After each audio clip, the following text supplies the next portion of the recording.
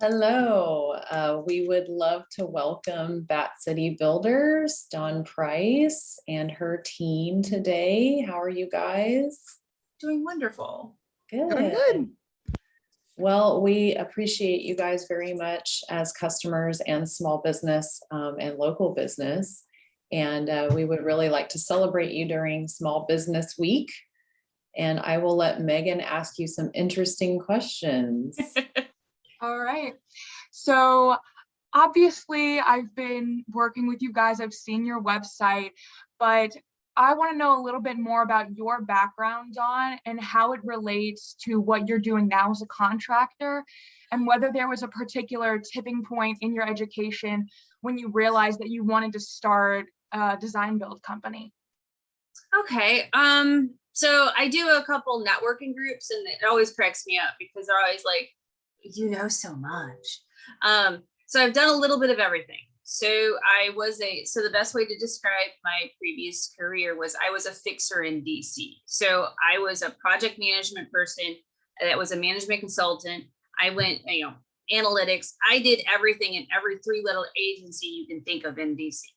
But how I started was I was a environmental scientist. My first degrees in hydrogeology. I worked for a big construction company called Montgomery Watson Harza. I started in Chicago, and I did environmental cleanup for basically the military. And so what we did was we went and cleaned up military sites. I did that for about 5 years exclusively. And then, we went through a set of layoffs in 2001, and then I shipped myself over to DC. And I started doing business management, got my MBA, started working all over there, but I still stayed in construction.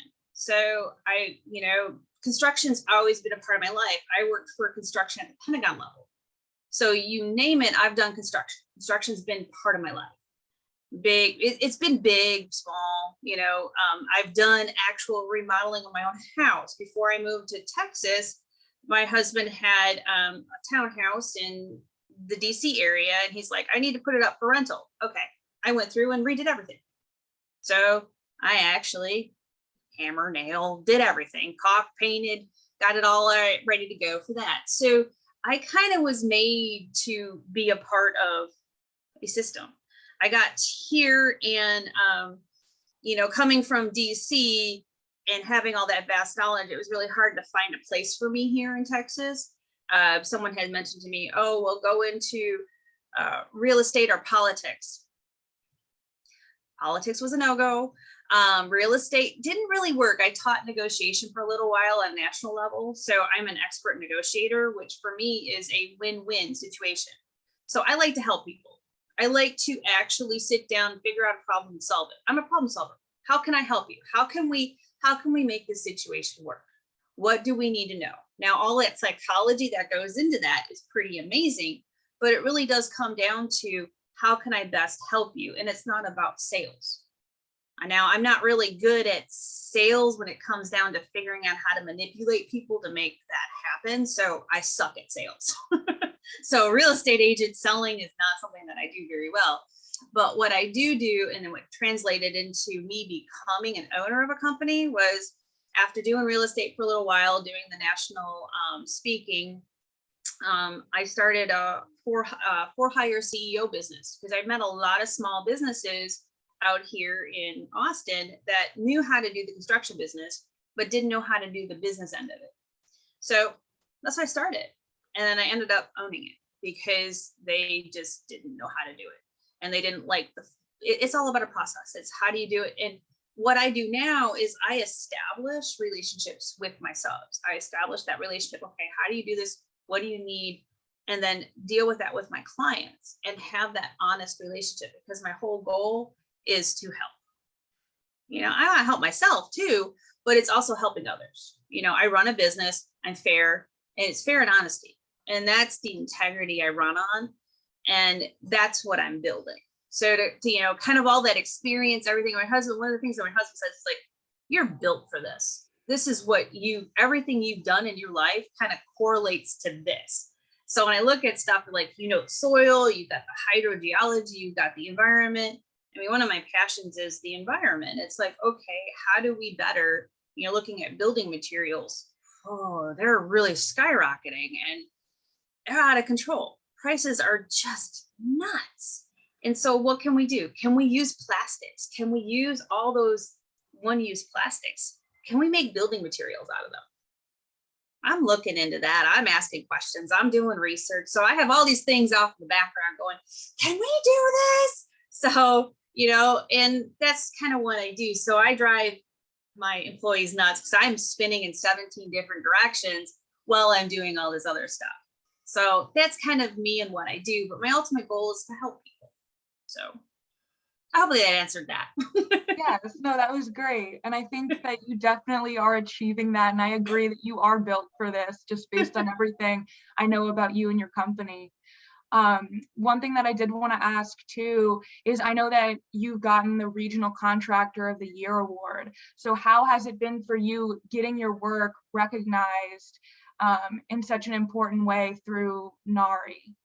It was a lot of fun. I was like, it was when we put in the award and I was like, oh my goodness. I was surprised because, I mean, in my book, I looked at it and I went, I'm very critical, I'm like, I could have done this better, this better, this better, this. I'm like, that was not okay. I want it better. And, to win the regional award was just like shocking. And I'm like, well, we need to improve this, this, and this. And since then I've improved my processes because you have to continuously improve in order to be better. And that's what I've learned. And I've actually also I've been a national judge for NARI too. So it actually got me more involved in NARI to be going, okay, this is what we need to do. They've actually tried to get more of their business processes into their local people too. So they've been reaching out to me and asking me about that stuff. So it's been really, really nice.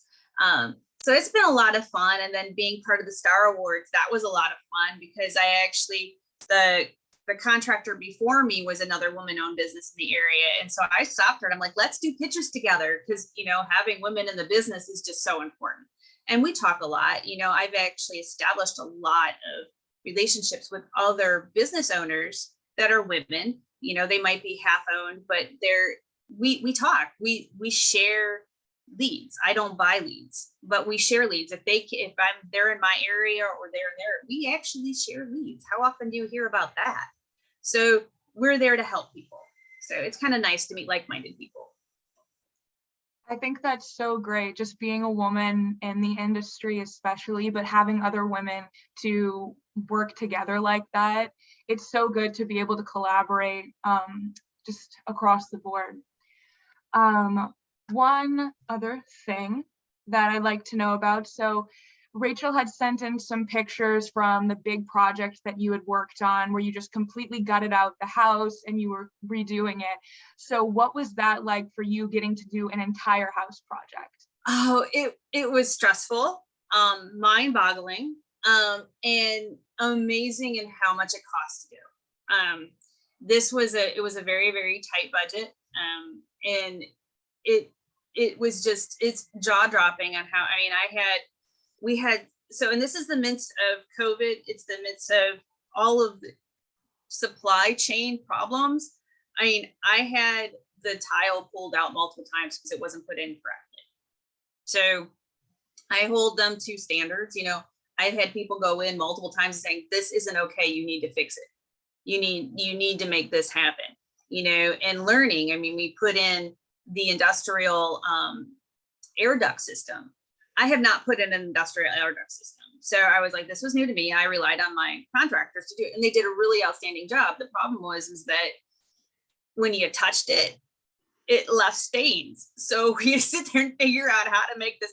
You had to make it look pretty in the end. The clients didn't pay for it to be painted.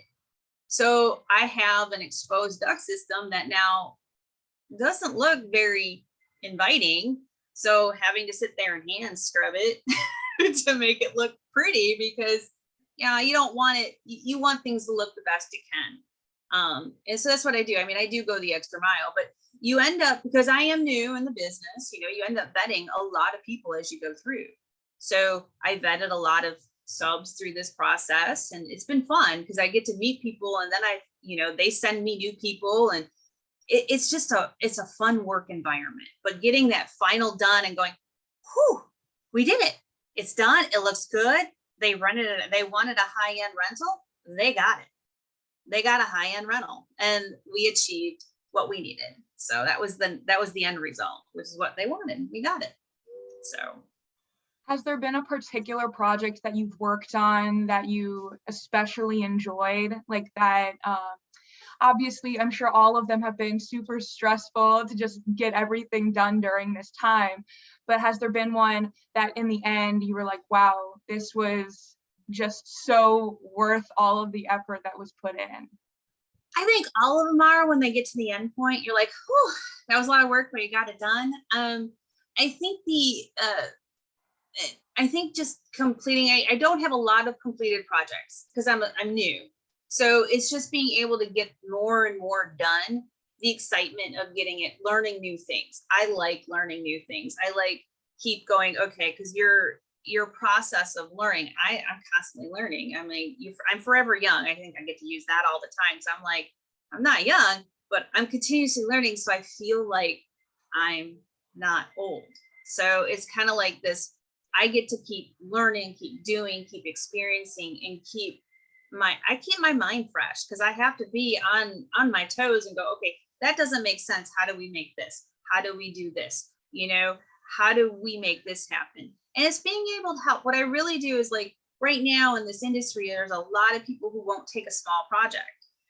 I'll take a small project, sub $100,000, which I thought was decent. I'm like, hey, you close your patio. Well, it shouldn't be at that $100,000. Yeah, it's turning out to be $100,000 with the prices of stuff. And I'm like, this is ridiculous.